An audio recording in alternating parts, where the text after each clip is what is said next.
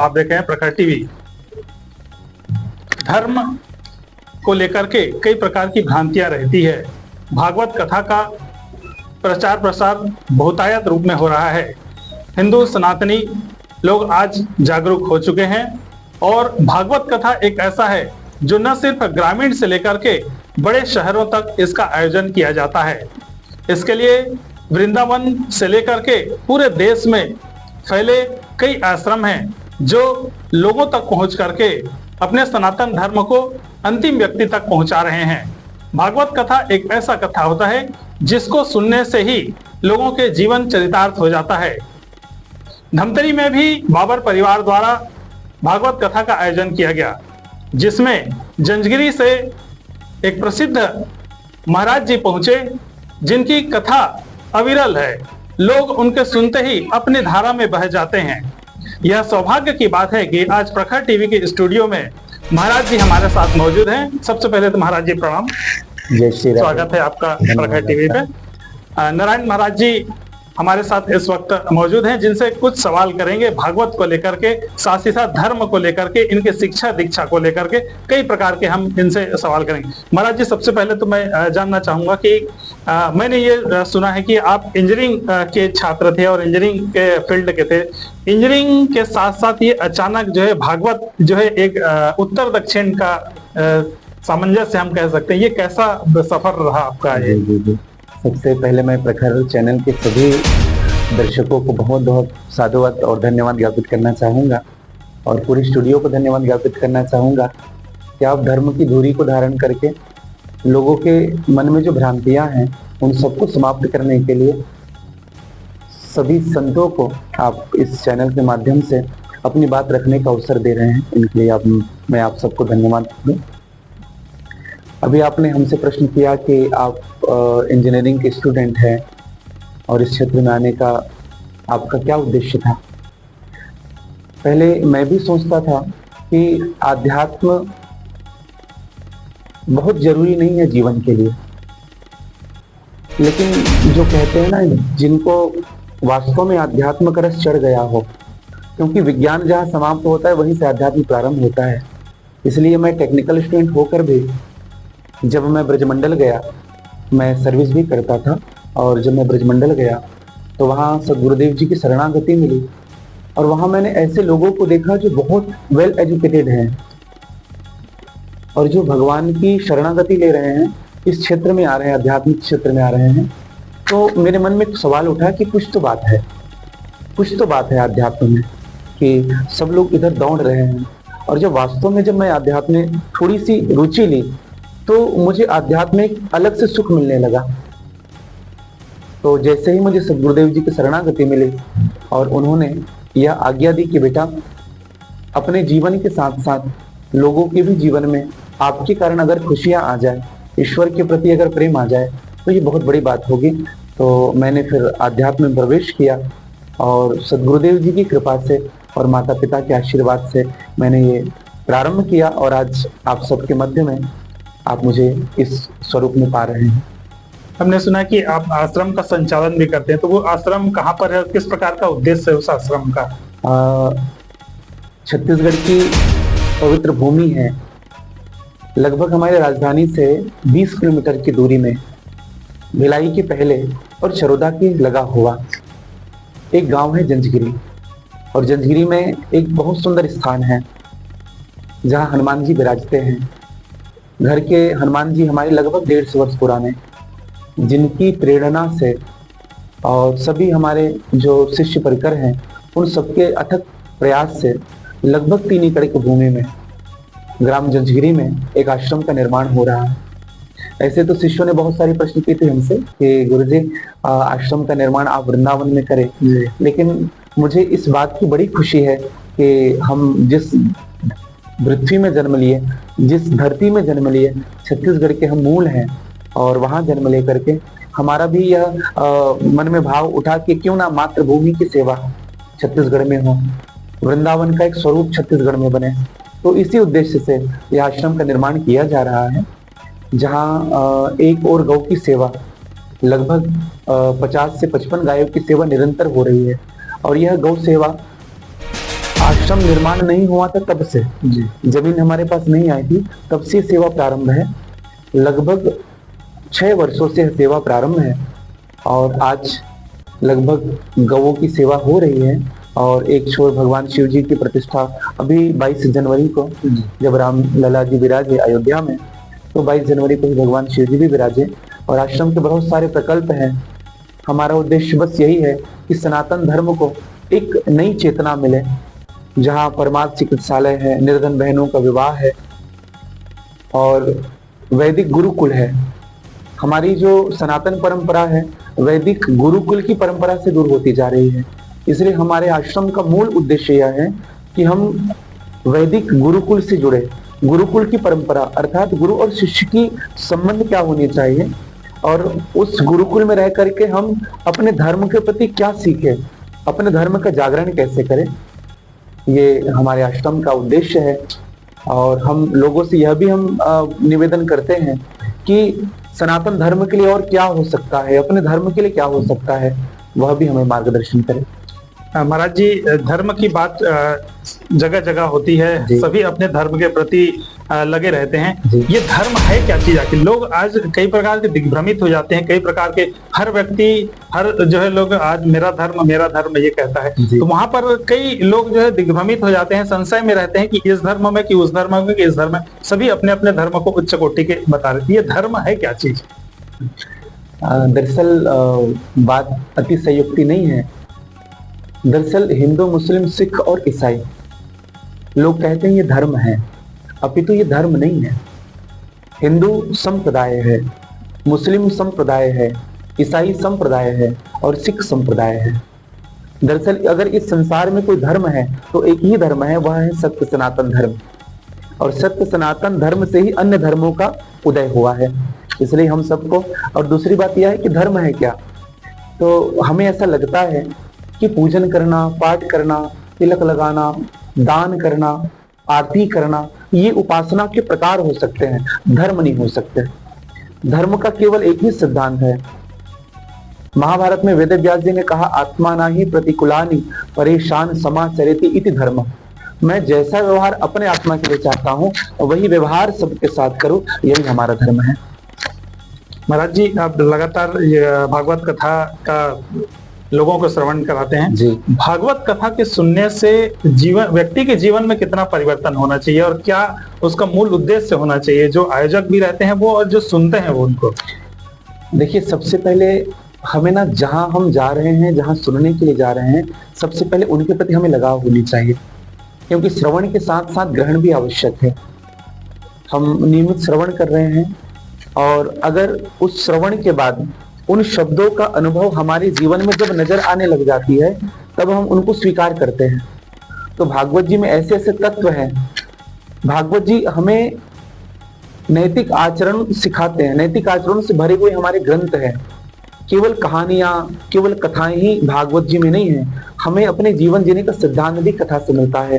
तो मैं तो सदैव कहता हूँ, केवल हम कथा श्रवण करते हैं तो केवल इसलिए ना सुने कि राम ने रावण को मार दिया और बस हो गई कथा। नहीं, रावण ने ऐसा कौन सा धर्म किया जिनके कारण राम जी उनको दंडित किए, और हमें वो कार्य नहीं करना है। और मैं तो सदैव एक बात कहता हूँ कि कथा श्रवण करने से हमारा जीवन बदलता नहीं है, दरअसल कथा को स्वीकार करने से हमारा जीवन बदलता है। इसलिए मैं सबसे यही कहूंगा कि कथा को श्रवण तो करें, लेकिन कथा में जो अच्छी बातें हैं आप उनको जरूर धारण करके जाइएगा। महाराज जी, भौतिकता के युग है, लोग भागम भाग की जिंदगी जी रहे हैं। हर कोई ये चाहता है कि अपने फैमिली को सिक्योर करे, परिवार को जो है सुरक्षा दे, और इसके लिए उनको पैसे की जरूरत होती है। लेकिन भौतिकता के युग में हम देख रहे हैं कि लोग पैसे के पीछे भाग रहे हैं। जी, ऐसे तो ये दुनिया अर्थ प्रधान है, और अर्थ प्रधान दुनिया में बिना अर्थ के कुछ होने वाला नहीं है। लेकिन अर्थ इतना भी जीवन में हावी ना हो जाए कि अर्थ से ही हम अशांत होने प्रारंभ कर दें। कभी कभी हम संबंधों को भी उस अर्थ के मूल्यों से तोलने लग जाते हैं, और अर्थ ने इतना हम सबको अंधकार में डाल दिया है कि हम धन के पीछे इतने लोलुप हो चुके हैं कि हम अपने संबंधों से अर्थ के लिए ही दूर हो रहे हैं। हमने एक बात परम आदरणीय श्री दयानंद सरस्वती जी ने कही थी कि धन बहुत कुछ हो सकता है जीवन के लिए, सब कुछ नहीं हो सकता। इसलिए अर्थ को अपने जीविकापार्जन के लिए तो जरूर उपयोग करें, क्योंकि बिना अर्थ के जीविकापार्जन होने वाला नहीं है। लेकिन अर्थ को भी छोड़ करके हमारे जीवन में और बहुत से संबंध है, और बहुत से धर्म है, और बहुत से नैतिक आचरण है जिनको हमें संभाल करके रखना चाहिए। इस अर्थ के कारण हमारा संबंध खराब ना हो। अर्थ तो आना और जाना, लक्ष्मणिया काहुन की नाही भई रे, लक्ष्मी किसी की नहीं होती है। तो ये एक दिन हमारे पास है और एक दिन वो नहीं भी रहेगा, लेकिन आप अपना संबंध ऐसे बनाइए कि अर्थ के नहीं होने पर भी वह व्यवहार भी वैसा ही बना रहे जैसा आज बना हुआ है। भौतिकता की बात हमने करी, लक्ष्मी अर्थ की भी बात करी जी। मैं ये जानना चाहता हूँ कि हर व्यक्ति आज देखते हैं कि हम तनाव में रहता है जी। लेकिन कौन व्यक्ति सुखी है आज के समय में?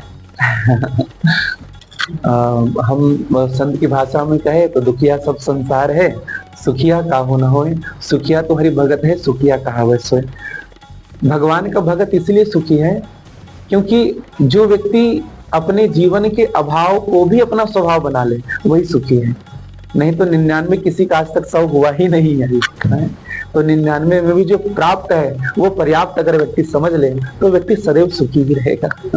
भारतीय संस्कृति में हम देख रहे हैं कि पश्चिमी सभ्यता जो है हावी होते जा रही है और जिसका जो अनुसरण कर रहे हैं लोग आजकल के, खासकर युवा वर्ग जो है वो नशे की ओर जा रहे हैं। ये मतलब देश को, समाज को कहाँ तक ले जाएगा ये? मुझे ऐसा लगता है कि आजकल के युवा क्षणिक सुख के पीछे भाग रहे हैं और नशा क्षणिक सुख ही है। और नशा को जब उल्टा करोगे तो शान होता है, जो हमारे शान को समाप्त कर दे वो नशा है। और हम जो नशा जो कर रहे हैं, मैं तो कहूँ नशा जरूरी है जीवन के लिए। हर व्यक्ति के जीवन में नशा होनी चाहिए, लेकिन हमें वो नशा स्वीकार करनी है जो हमारे जीवन को आबाद करे, हमारे जीवन को बर्बाद ना करे। तो मैं युवाओं से बस यही प्रार्थना करना चाहूंगा कि जीवन में आगे बढ़ने का नशा हो, जीवन में कुछ करने का नशा हो। हम अगर मद्यपान कर रहे हैं, अगर हम अन्य स्मोकिंग कर रहे हैं, ये सारी चीज कर रहे हैं, वो हमारे जीवन, हमारे शरीर को सबसे पहले खराब कर रहा है। और जीवन में सबसे बड़ा सुख अगर है और पहला सुख है तो वह है निरोगी काया। अगर हमारे युवक स्वस्थ रहेंगे तो स्वस्थ कब रहेंगे? जब नशा से दूर रहेंगे। तो मेरे युवाओं से प्रार्थना जरूर है आपके चैनल के माध्यम से कि हमारे युवा पहले शरीर को स्वस्थ रखें, नशा से दूर रहें, उनके बाद एक संकल्प करें किसी अन्य नशाओं का। जैसे जीवन में आगे बढ़ना है, हमें जीवन में कुछ विशेष करना है, ये नशा जीवन में होनी चाहिए और नशा जरूर छोड़े युवा, ये मेरी प्रार्थना है। भागवत कथा का प्रचार प्रसार तो हो रहा है, पहले भी भागवत कथाएं होती थी लेकिन अब बहुतायत रूप में होने लगा है, ग्रामीण स्तर तक भी हो रहे हैं। हम ये देख रहे हैं कि आजकल जो बहुत सारे जो शिव पुराण हो रहे हैं या अन्य जो कार्यक्रम भी हो रहे हैं जिसमें लाखों लाखों की भीड़ आ रही है। मैं किसी का नाम तो नहीं लूंगा लेकिन फिर भी लोग जानते हैं कि ये प्रदीप मिश्रा जी है, बागेश्वर धाम जी, लाखों की भीड़ आती है वहां पर। तो वहां पर लोग क्या सिर्फ जो एक लहर में जाते हैं कि वाकई उनको लगता है कि नहीं हमको यहाँ से जाने से कुछ प्राप्त होगा, ये सुनने के लिए पहुंच रहे हैं लोग? सबसे पहली बात यह है कि बिना कारण के कोई कहीं नहीं जाता है। किसी व्यक्ति के जीवन में कुछ तो परिवर्तन आया है जिनके कारण वो वहां से जुड़ रहा है। वो व्यक्ति जब हमसे मिलता है तो एक ही बार मिलेगा, दूसरी बार नहीं मिलेगा।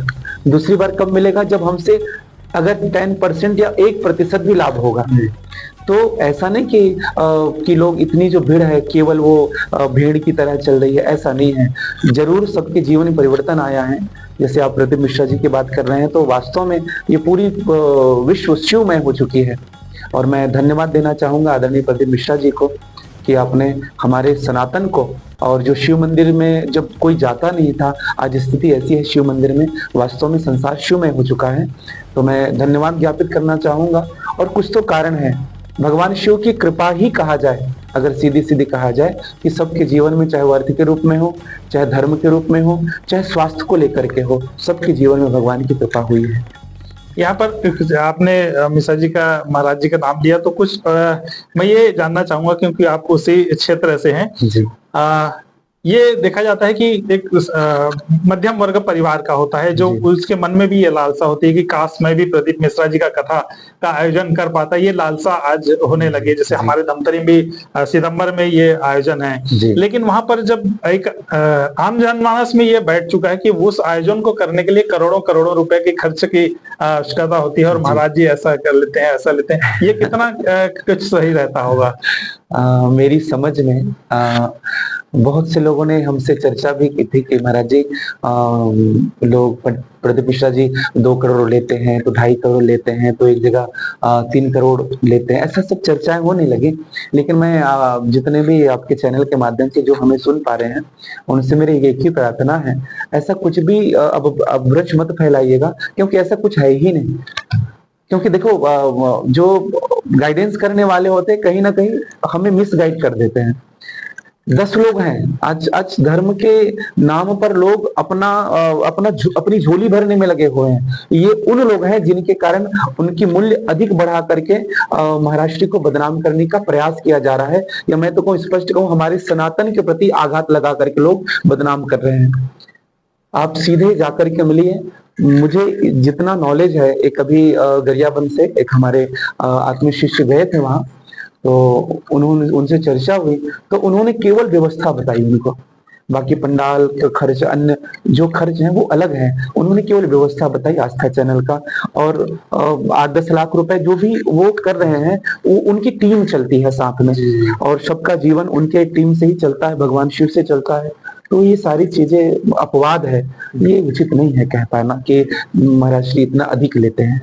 जी। अभी एक देश में एक मुद्दा अभी छाया हुआ है, ब्रज जी। का मुद्दा जो है, राधा कृष्ण विवाह का। जी। तो आप क्या मानते हैं कि राधा कृष्ण का विवाह हुआ था, या ही जो जो ये सिर्फ कहानी है? हाँ। पुराण का मतलब होता है पौराणिकता से। पुराण मतलब जो पौराणिक जो चीजें हैं, जैसे हमारे दादाजी थे, हमने दादाजी के पिताजी को नहीं देखा, लेकिन जब हमारे दादाजी ने जब उस बात को कहा मेरे पिताजी ऐसे थे, तो हमको भरोसा करना पड़ेगा, क्योंकि हमें पता है कि हमारे दादाजी सत्य नहीं कहेंगे। ये जो राधा कृष्ण जी का जो विवाह है, कल मैंने चर्चा की थी अभी धमतरी में बाबर परिवार जी के द्वारा मराठा मंगल भवन में श्रीमद् भागवत कथा की धारा बह रही है। कल ही मैंने चर्चा भी की थी, और हमारे आत्मीय श्री गायकवाड़ जी से हमारी चर्चा भी हुई थी कि आज ये इस विषय में क्या चल रहा है। तो मैंने कल भी चर्चा की थी, आज भी मैं आप सबसे कहूं कि श्री राधा और कृष्ण जी का विवाह परोक्ष रूप से हुआ है। परोक्ष रूप से यह ब्रह्म वैवर्त पुराण में भी है, और यह गर्ग संहिता में भी है। अगर आपको विशेष रूप से राधा कृष्ण के विवाह की अगर आपको जानकारी चाहिए, तो आप सभी गर्ग संहिता में गोलोक खंड के 16वें अध्याय को आप खोल करके देखें, वहां आपको राधे कृष्ण के विवाह की चर्चा अवश्य मिलेगी, और अवश्य पढ़े, जरूर पढ़े। महाराज जी, हम ये देख रहे हैं कि संयुक्त परिवार एक समय हुआ करता था, लोगों का जो है 100-100, 150-150 का परिवार हुआ करता था। लेकिन आज वो संयुक्त परिवार विघटन की ओर है, और व्यक्ति एकल परिवार की ओर आ चुका है। तो हम इसे किसे दोषी दें? हम इसके समाज के दोषी दें, या स्वयं को हम इसके लिए दोषी हैं? दरअसल संयुक्त परिवार पहले हुआ इसलिए करता था क्योंकि पहले लोग दिमाग से कम दिल से ज्यादा सोचते थे, और आज लोग दिमाग लगाते हैं। मतलब आज लोग अपनों के प्रति भी भरोसा नहीं रहा, अपने भाई के प्रति भरोसा नहीं रहा, पड़ोसी पर अधिक भरोसा है, भाई पर कम भरोसा है। भागवत जी में एक सूत्र दिया है कि शालको बुद्धिदायक।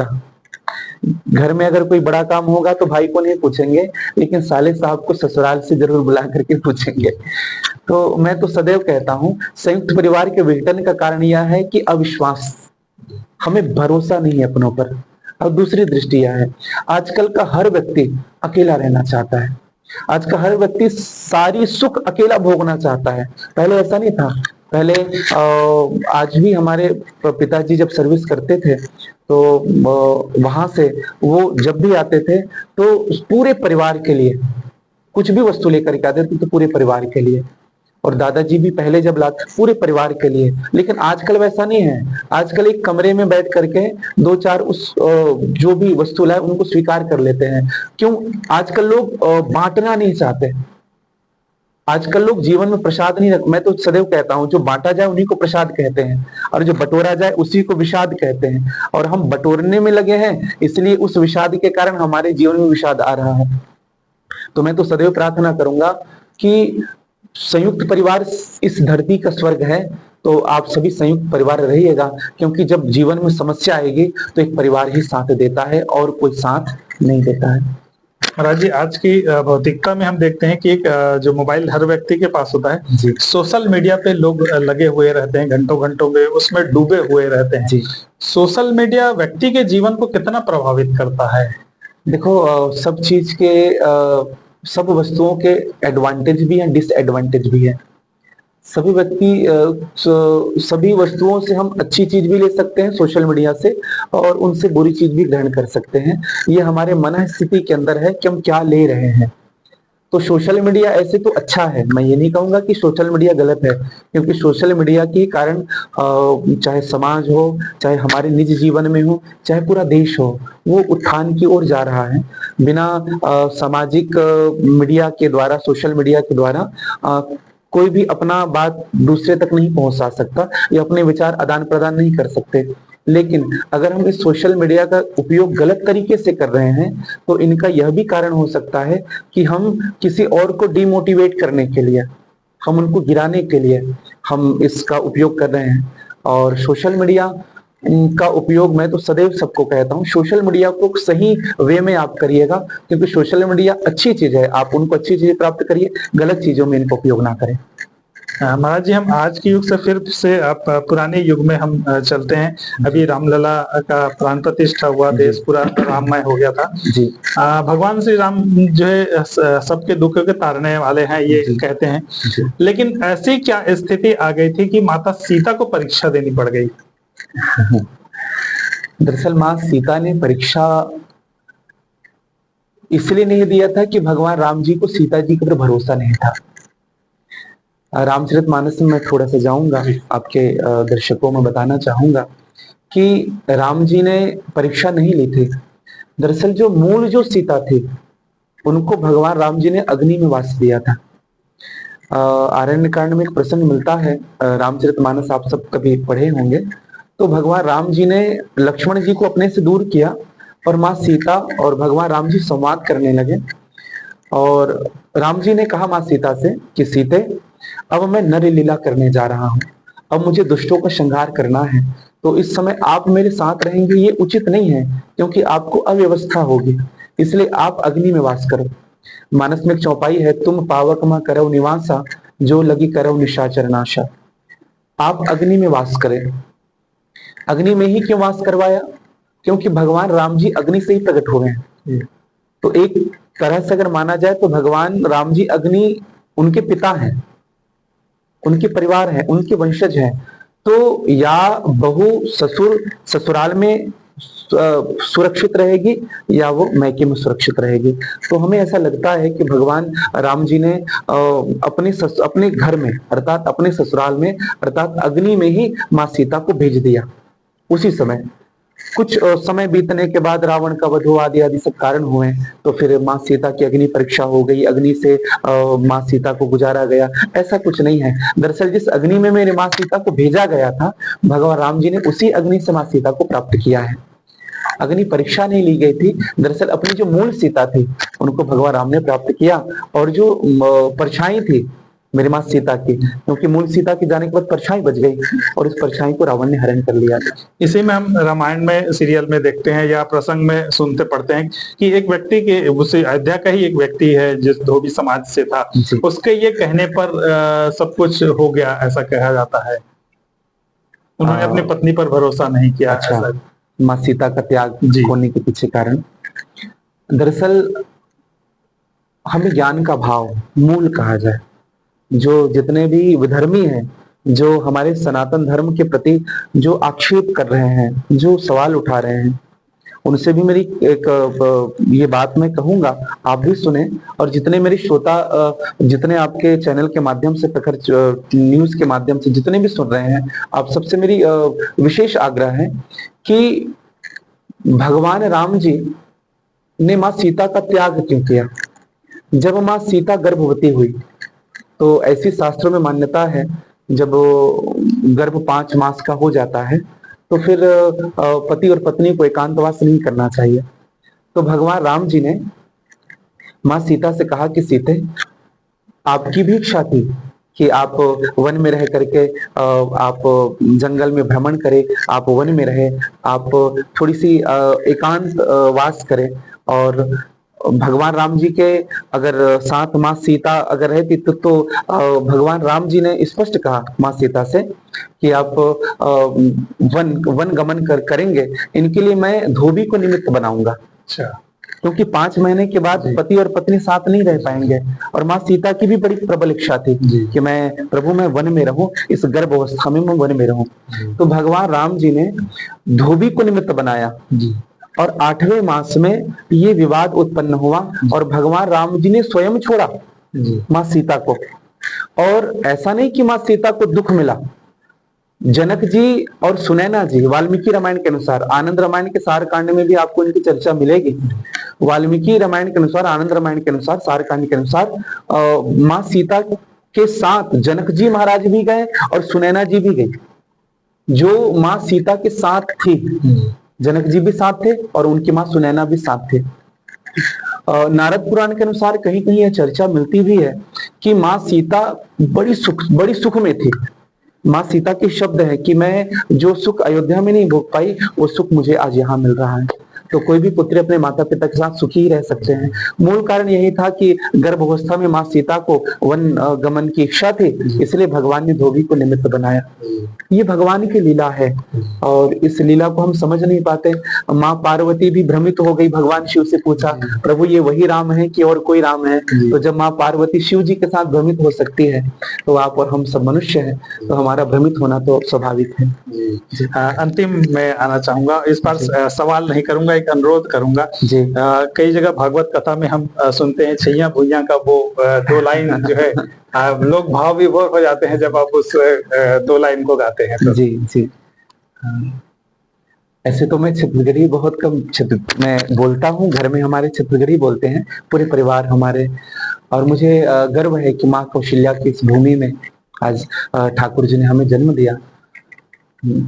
2 लाइन हम आप सबसे निवेदन करेंगे। पंछी उड़ाते आकाश करते बिरे छामवास, पंछी उड़ाते आकाश करते बिरे छामवास, धरती माँ आए बिना दाना पानी पावे कहाँ रे, तै फिरावे कहाँ रे, छैया भुयाला छोड़ जवैया तै फिरावे कहाँ रे, कतको जोरे का गमाए पीढ़ी पीढ़ी भर माए, कतको जोरे का गमाए पीढ़ी पीढ़ी भर माए, धरती के माने गुण बढ़ैया मुक्ति पावे कहाँ रे, तै फिरावे कहाँ रे, छैया भुयाला छोड़ जवैया तै फिरावे कहाँ रे। धन्यवाद। जय भारत, जय छत्तीसगढ़। बहुत बहुत धन्यवाद महाराज जी। धन्यवाद। ये थे हमारे साथ जंजेरी के नारायण महाराज जी, जिनका प्रवास धमतरी में हुआ। सौभाग्य रहा धमतरी वासियों का और प्रखर समाचार, प्रखर टीवी का, जो इनका सानिध्य, जिनके पग यहाँ पर पड़े और लोगों को उन्होंने भागवत कथा का श्रवण कराया। उम्मीद है कि वो उनके कथा का श्रवण करने निरंतर धमतरी वासियों को मिलता रहेगा और इसी तरह से वे अपने धर्म की, अपने सनातन की जो है प्रचार प्रसार करते रहे। हम कहें सनातनियों को लोग जगाते रहे कि आज जो है हम नहीं जागेंगे तो देश, भारत कहां से कहां पहुंच जाएगा। प्रखर टीवी के साथ बने रहिए।